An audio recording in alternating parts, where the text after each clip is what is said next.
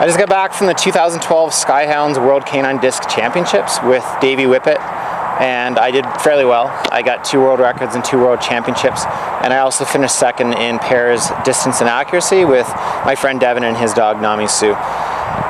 When I was there, we had a Skyhoundz, the party. At the party, Peter Blurm and Jeff Perry had a bunch of discs that they were giving away to the volunteers, which look like this.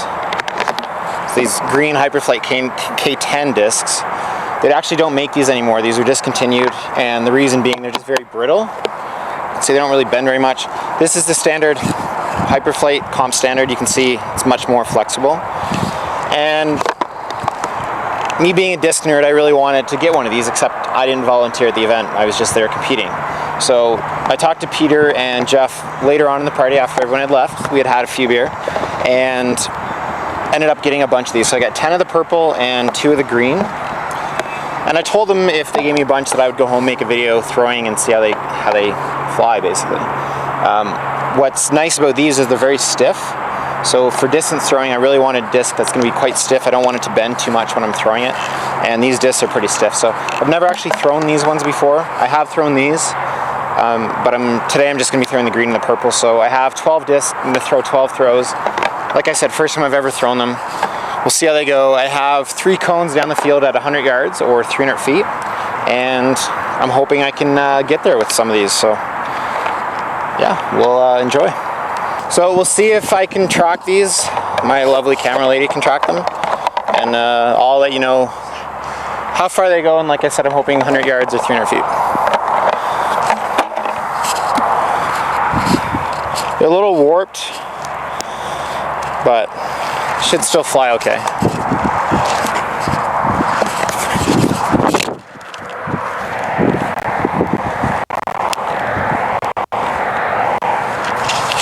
It's not bad for first throw, just getting a little warmed up.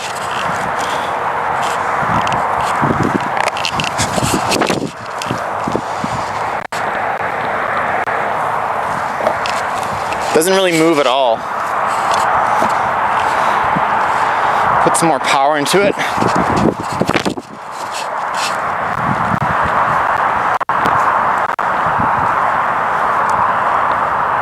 So that one's at about 100 yards. It'll actually fly quite nice.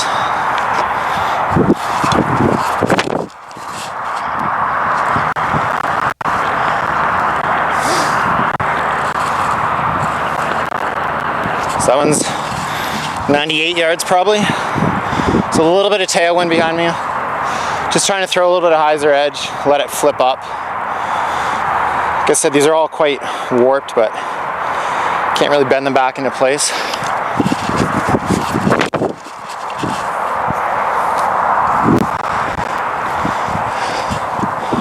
Turned over that one. It's all about finding that mix between the too much height and not enough height. Because if it's too low, it's not going to go as far as you want. If it's too high, it's not going to go as far as you want. So it's finding that sweet spot.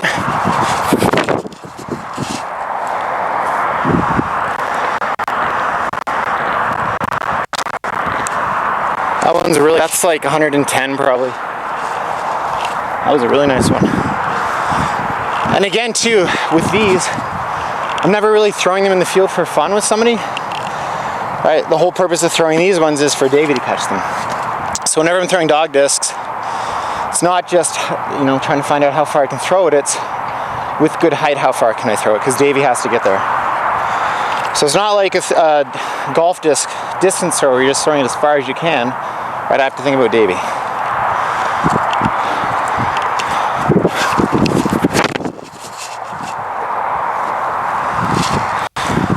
It's a little low, but it's stretched out to over 90. There seems to be a nice spot down there where it's getting some nice drift.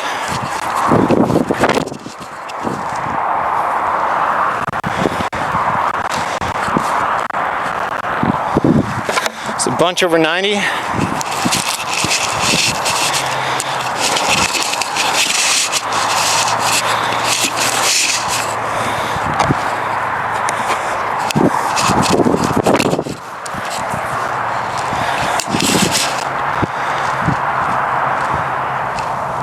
It's actually fly quite nice. They make kind of a weird sound though. There's no flutter when it comes out, so kind of just hear this, it's like a dull thud or something that just the disc just goes. But I'd like it if the diameter is a little bigger. I think it'd float a little bit nicer.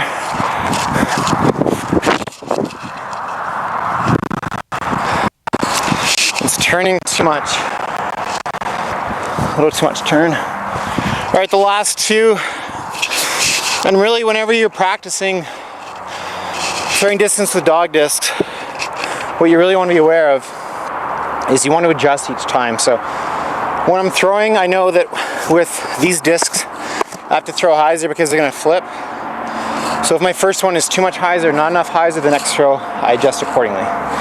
So I'm not going out trying something different every single throw, because then you're never really learning anything. So deliberate practice when you're throwing is all about making sure that you're learning from one throw to another, building on that. So these are 12 throws, but I'm learning something as I go, learning what works well. And with 12 discs, you're going to have one throw that's really far, and next time I want to try and emulate that one. So if I have a bunch of discs at 90 and then I have one at 110, I want that 110 yard every single time. Okay, so 2 left. We got a couple longer ones out there.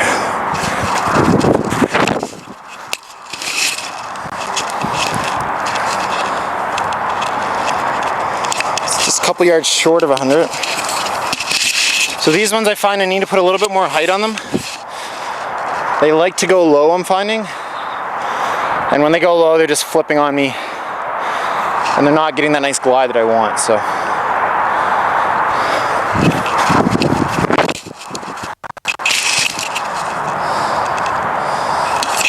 It's a nice float at the end, a nice glide. So that one's out there. So we're gonna go measure them now and see how we did. So this is the shortest one.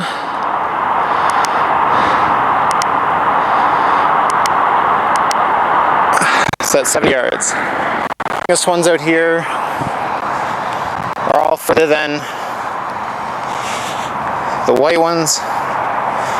Oh, so okay. I didn't go over 300. I thought I did. This one might be close if you measure it radially. So let's see how far this one is.